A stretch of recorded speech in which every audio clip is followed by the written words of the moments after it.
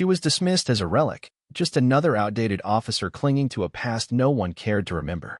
But when a field unit vanished and silence fell across the base, it was her instincts that brought them home. Beneath her worn uniform lay an emblem no one recognized, except those who knew what it meant to survive missions that never made the record. Welcome to my channel.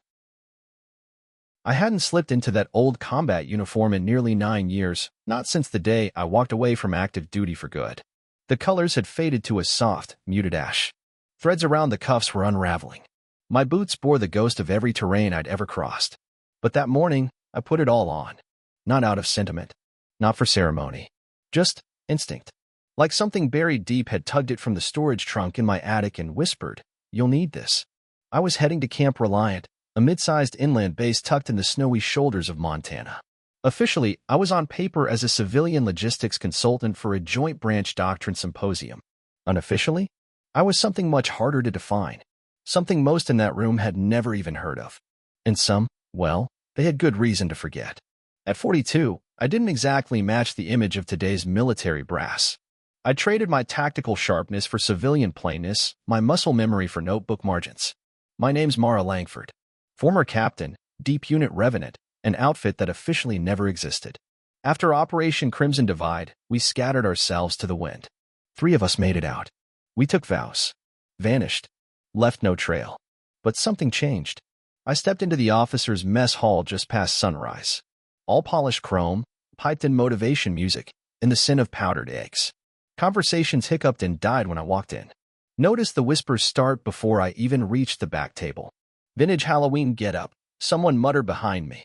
I didn't need to turn around to know it was a young lieutenant with too many stripes for his age and not enough shadows behind his eyes. "Look at the boots," said another, louder.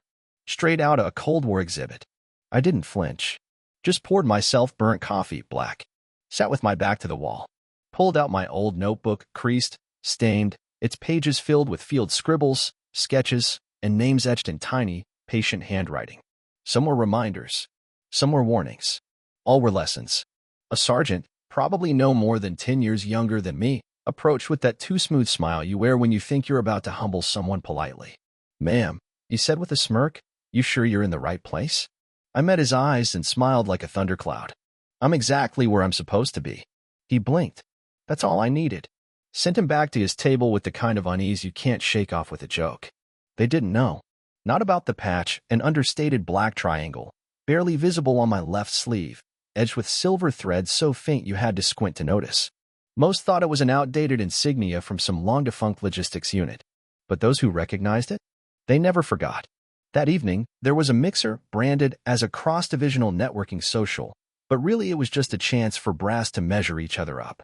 I kept to the wall, listening. They didn't bother to whisper this time. One young captain, chiseled jaw and all, stepped toward me with a half-smile and a whole lot of arrogance. "Maybe tonight you'll learn something new," he said, swirling his drink like a Bond villain. "We're not quite like your generation." He grinned, waiting for laughs. Got them. After all, he added with mock solemnity, those who cling to the past usually just slow the future down. That one stung. But I didn't show it. Didn't need to. That silence? That wasn't retreat. It was reconnaissance. Because when people assume you're harmless, they show their whole hand. And the hand I saw that night? It was stacked with ignorance. But my moment? It was coming. And when it did, they'd realize just how loud silence can be. The next morning dawned with blaring horns, precision salutes, and glossy presentation slides. Adaptive warfare in the digital age scrolled across the overhead screens in bold, sterile font. I slipped into the back of the conference hall, unnoticed by most, just another civilian face lost in the sea of decorated uniforms and polished boots. Major Conrad "Connie" Vale took the podium. Sharp suit. Sharper tongue. One of those officers who moved through the system like grease on rails, well-liked, well-spoken, and completely untested. The kind who believed combat was best experienced through VR sims and AI analysis reports. "We must stop glorifying outdated tactics," Vale announced, strutting in front of a projection of overlapping radar zones. "Legacy operations pre-2005 belong in textbooks, not briefings." Somewhere around slide 15, I noticed a group of officers near the sidewall laughing too hard over something on their phones. One turned, motioned subtly in my direction. "The relic in the corner still taking notes," he said. Bet she thinks cloud strategy means weather patterns. Another joined in. Someone tell her the Cold War ended before TikTok was invented. The third, a red-faced captain with his collar pin on crooked, actually stood, looked directly at me, and said, respectfully, "Ma'am, are you here to advise or audit our fashion choices?" The room chuckled. Even Vale paused. He smiled tightly. "This conference is about forward motion," he said, his eyes drifting my way. "Not nostalgia. Not ghosts." That word, ghosts. He didn't know how close he'd landed. I stood. Quietly. Deliberately. My notebook in one hand, my other brushing lightly over the patch on my shoulder. "I suppose that's true," I said, voice calm but heavy enough to quiet the room. "Because ghosts don't just haunt the past. Sometimes they come back to remind you what the cost of forgetting looks like." That cut the laughter. Vale hesitated. For the first time, I saw uncertainty creep into his practiced posture. Then the doors opened. General Alden Rains stepped in, flanked by two senior intelligence officers. A legend on mountain bases and Arctic deployments. The kind of man who'd led real battles, the kind fought without Wi-Fi or satellite uplinks. He walked with a limp earned, not inherited. He scanned the room like he was counting lives. Then he saw me. And he stopped. "Captain Langford," he said, not a question but an invocation. "Would you step outside with me?" Eyes turned. Whispers froze midair. Vale looked like he'd swallowed a compass needle. I nodded and followed Rains through the side exit, into the empty corridor. The door clicked shut behind us. He didn't speak for a moment. Then, Mara Langford. Revenant. Operation Crimson Divide. I met his gaze. Didn't think anyone still remembered the name. He exhaled. "You were written Kia." I smiled faintly. It was easier that way. Rains shook his head, still trying to reconcile the worn figure in front of him with the specter in the sealed reports. "Why are you here?" he finally asked. I pulled the notebook from my coat. Opened it. Pages inked with notes. Names. Mistakes repeated. "Because they're forgetting," I said. "And when the new forget the old, people die." He stared at the page. Then at the triangle on my shoulder. "You know that patch still pings the Joint Command System." "I'm counting on it." Rains rubbed his jaw. "What do you want?" "A classroom," I said. "A chance to teach." Quietly. No ribbons. No applause. Just time to pass down the truths they don't know they need yet. He nodded slowly. "And Vale?" I shrugged. "Let him talk. I'll train the ones who survive him." He chuckled, a sound like gravel shifting under tank treads. "You always did hit from the side, Langford." "No one sees a ghost coming," I said. He turned back to the door. "Come on," he said. "Let's go wake the dead." General Rains walked back into the room without fanfare, but the atmosphere changed the moment his boots hit the polished floor. Conversation stuttered. I turned toward the door. I followed, quiet as breath, my notebook still in hand. Vale was mid-sentence, something about modular drone deployments and decentralized engagement notes. "Colonel Vale," Rains said calmly, paused the presentation. Vale stopped. Tried to smile. Failed. "I'd like to introduce someone," Rains said, stepping aside. "Captain Mara Langford, formerly of Unit Revenant." A ripple went through the crowd. Not applause. Not recognition. Just that cold shuffle of unease that moves through people who suddenly realize they've underestimated someone badly. Vale blinked. "Unit Revenant?" "I wasn't aware." "You weren't supposed to be," Rains cut in. "That was the point." He turned to the room. "She's here to observe, instruct, and, if necessary, correct. I expect you to treat her with the same respect you would give to anyone who's earned their place through action, not headlines." He didn't wait for objections. Just stepped aside and let the silence settle in like a cold wind. Vale looked like he wanted to argue, but the weight of Rains' gaze pinned him in place. He sat down slowly, eyes fixed on his tablet, but not seeing a thing. I didn't move to the front. Didn't need to. I just spoke where I stood. "Most of you think experience looks like medals. Or maybe digital logs. Combat simulations. Strategy algorithms. But you can't code what I've lived. And you can't simulate the decisions you'll have to make when the system goes dark, and the only thing between your people and death is your instinct." I held up the notebook. "This is your curriculum now. It's not pretty. It's not optimized. But it's real." I saw it then, a flicker. Not fear. Not yet. But something like curiosity beginning to override arrogance. A subtle recalibration in their eyes. I stepped back. No lecture. No monologue. Sometimes the lesson starts when you say less. Later that afternoon, I stood in a small concrete room labeled Tactical Ops Lab 3. The base had designated it for alternative scenario training. It was perfect. 6 officers filed in. Quiet. A little guarded. One of them, Lieutenant Dana Asher, stood stiff as a flagpole. Early 30s, sharp eyes, probably top of her class. She didn't sit right away. Permission to speak freely, ma'am, she asked. Always. What exactly qualifies you to train us? I walked over to the whiteboard, picked up a red marker. Answer this, I said. You're leading a recon team through canyon terrain. No GPS. 1 radio. It's dead. One of your team slips 100 feet into a gully. You hear movement, 2 sets of boots that aren't yours. What do you do? She blinked. Request air recon? No uplink. Send a scout down to confirm. And if the scout gets hit? She hesitated. Call for backup. There is no backup. I dropped the marker.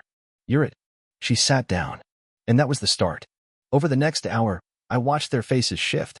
Not because I gave them answers, but because I gave them questions no one had dared ask before. Questions their sims didn't prepare them for. Questions you only answer when you've tasted real uncertainty. Real consequences. Vale didn't show up again that day, but I knew he was watching. I could feel the air shift every time I mentioned a story that was almost too real, almost too classified. The ghost was stirring.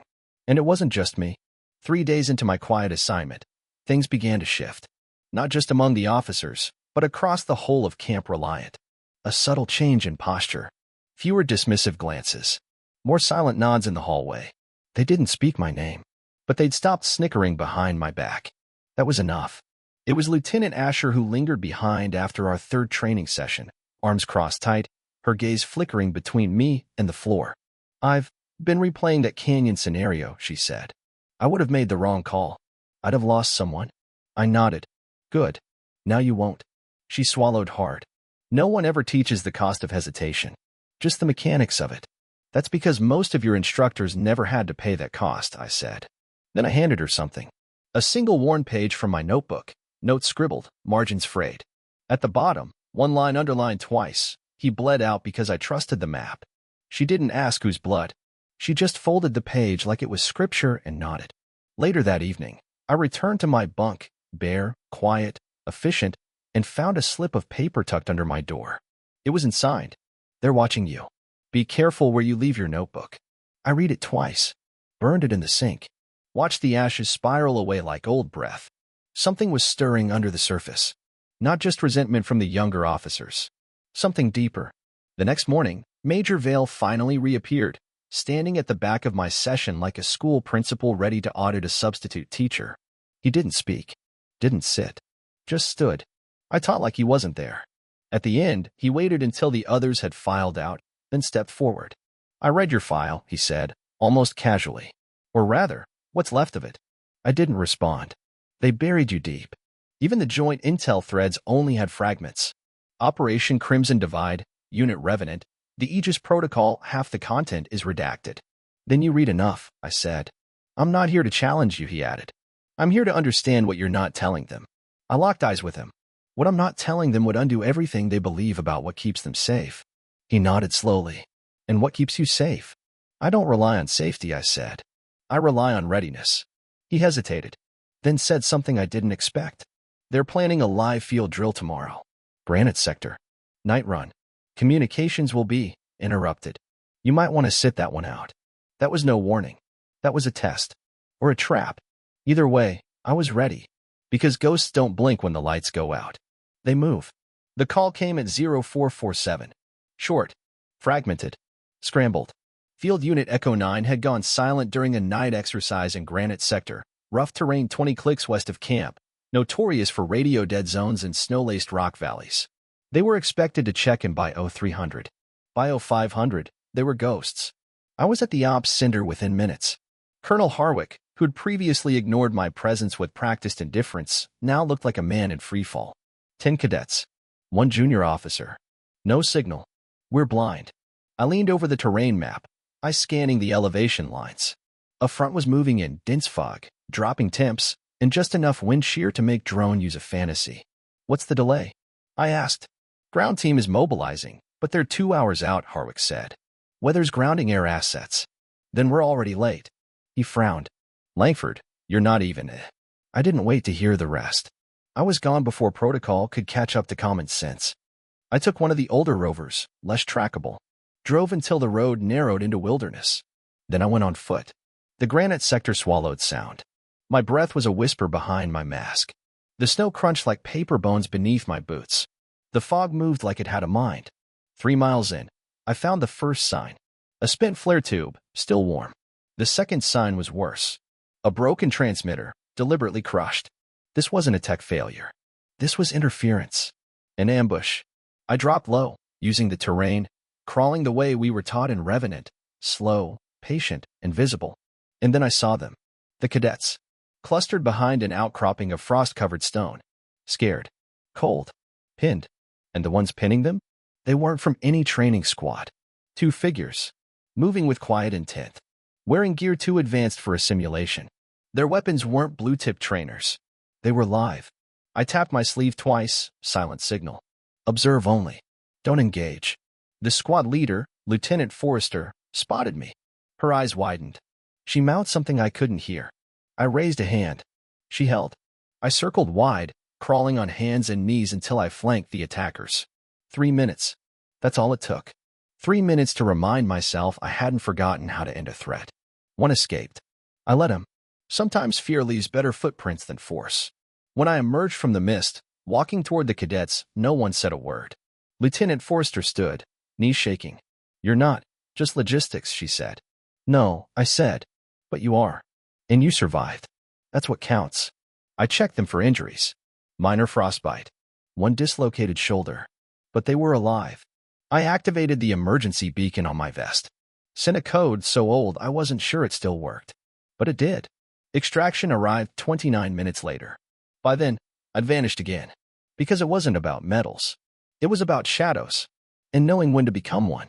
The debrief ran longer than most Sunday sermons and had far fewer moments of grace. I sat across from 3 intelligence liaisons and 2 colonels who pretended to take notes while watching me like I might explode if questioned too hard. General Rains stood off to the side, arms crossed, face unreadable. They played back drone footage, limited by the storm, but enough to show silhouettes. Enough to confirm what I already knew. Those weren't part of the exercise, one of the intel officers finally said. No, I answered. Then who were they? I don't know. Yet. I did know, of course. Or at least I knew the shape of the enemy. The feel of it. The coordination. The intent. That wasn't amateur sabotage. It was calculated. It was rehearsed. They weren't testing our tech. They were testing us. Colonel Harwick looked like he'd swallowed a thumbtack. There's concern about protocol breaches, your direct field engagement without formal authorization. She saved 10 cadets, Rains cut in, his voice low and final. I don't give a damn what form you didn't fill out. They tried to pivot. We're investigating possible insider access to the training schedule, said the woman to my left. Someone may have leaked deployment times. That was my confirmation. It wasn't a one-off. There was a leak. And someone had decided the ghosts of Unit Revenant were worth tracking down. That night, I returned to my quarters and locked the door behind me. I opened the old comms box I hadn't touched in years. Used a frequency burned into my memory. This is Langford. Revenant 04. Echo code. Do you read? Silence. Then, static. Then a voice. This is 09. Fire tower secure.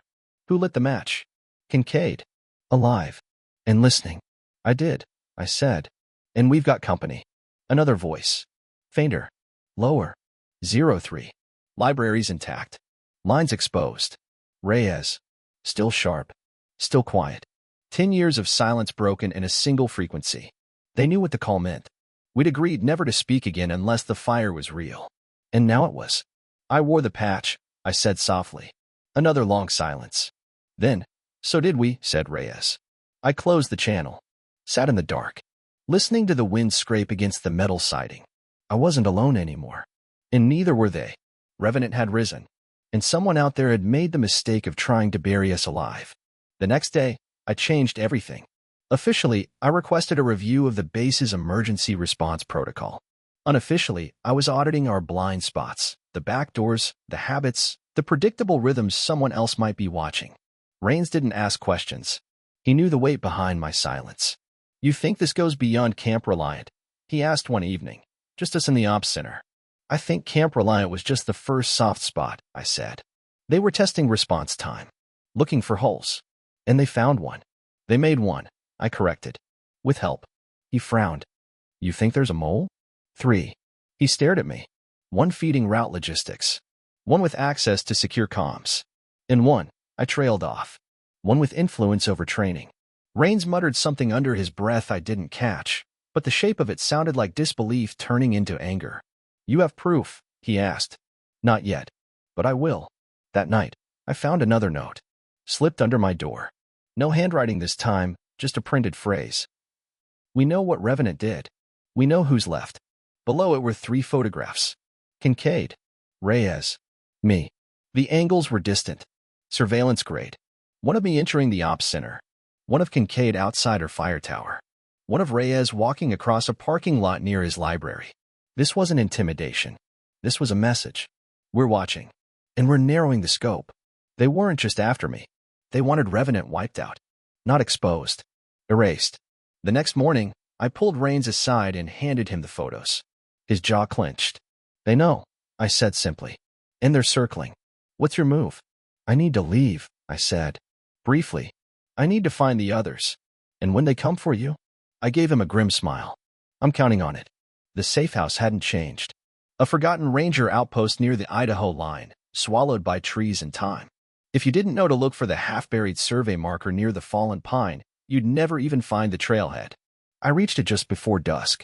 My coat was soaked with cold rain, the forest echoing with a silence only the hunted truly understand. Kincaid was already inside, crouched near the comms terminal with an old sidearm balanced on her knee. She didn't stand when I entered. Just looked up with eyes that hadn't softened a bit. Took you long enough, she said. I drove casual, I replied. Didn't want company. Reyes arrived 2 hours later, tired but unshaken, his duffel packed with encrypted drives and analog maps. They tried to trail me, he said as he stepped in.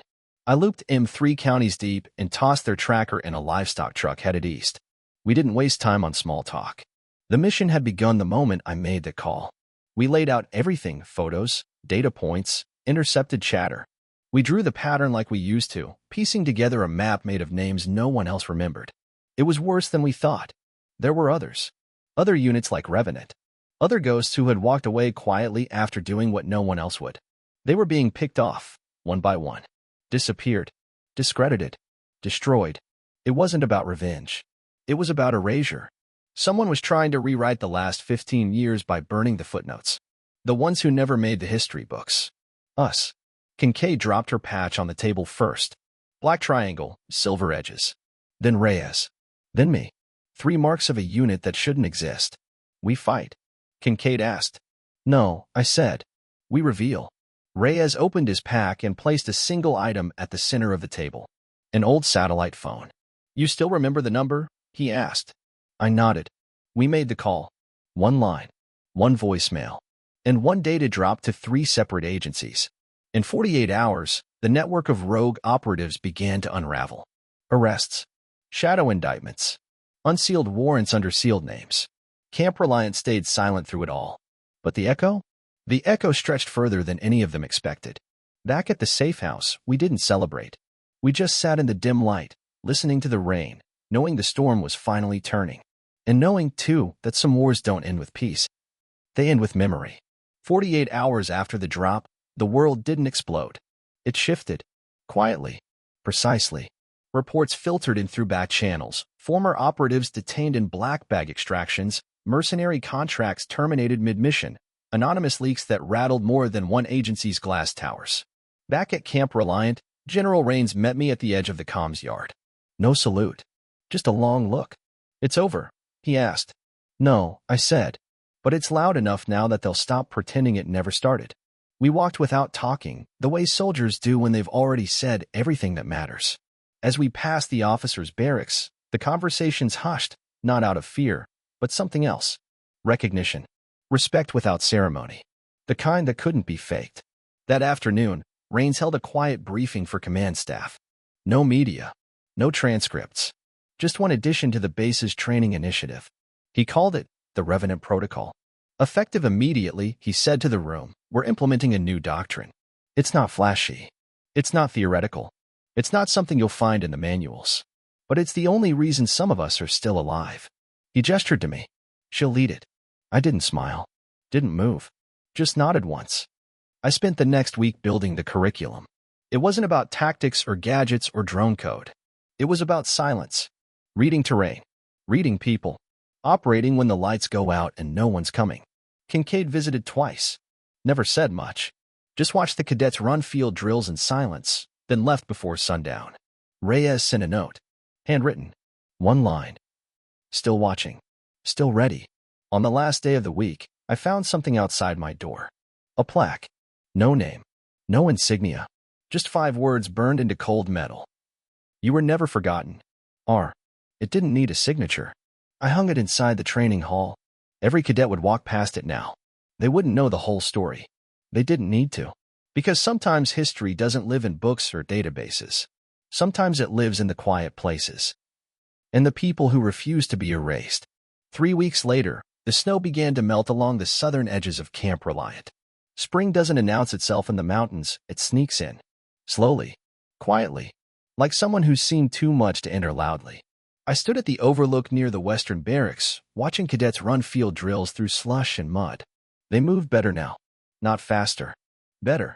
Less wasted motion. More awareness. Less noise. The kind of movement that only comes from knowing what it costs to do it wrong. A familiar voice broke the silence behind me. You know you scared the hell out of this place, right? I turned. Major Vale. He stood awkwardly, hands in his pockets, his usual smirk replaced by something closer to humility. I deserved it, he said. And I was wrong. I let him speak. About you. About what matters. About how leadership actually looks. I nodded. It's not about credit. It's about consequence. He stepped closer, pulled something from his jacket, a folded square of black fabric. When he opened it, the symbol was unmistakable, a black triangle, silver-edged. Found this in a box of old surplus, he said. Didn't know what it meant until now. You still don't, I said gently. But you will. He handed it to me. Maybe one day, I'll earn the right to wear it. You don't earn it by asking, I said. You earn it by listening.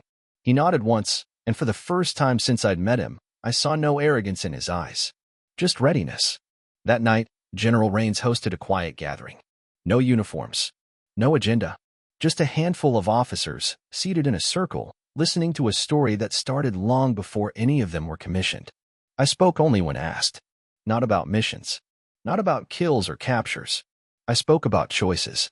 And what it costs to carry silence like a shield. Near midnight, Rains stood and raised a glass of water, simple, clear, and unadorned. To those who served without applause, he said.